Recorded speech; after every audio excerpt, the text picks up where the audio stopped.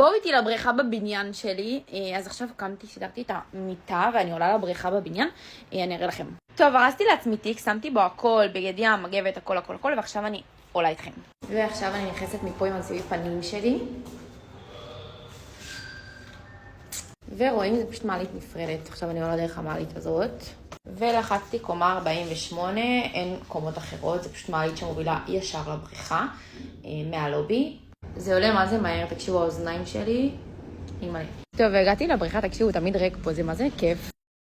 מיטות חדשות, אז זה פשוט שנדבר על הנוף. תראו איזה מים צלולים. ופה יש עוד כיסאות.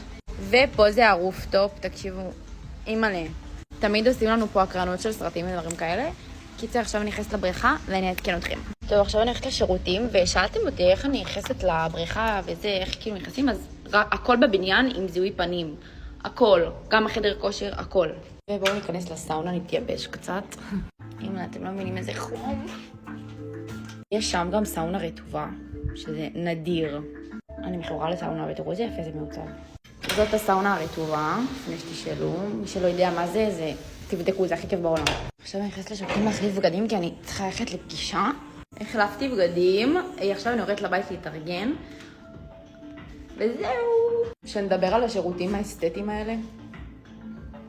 פשוט מושלם איך הכל מעוצב פה. והלוקרים.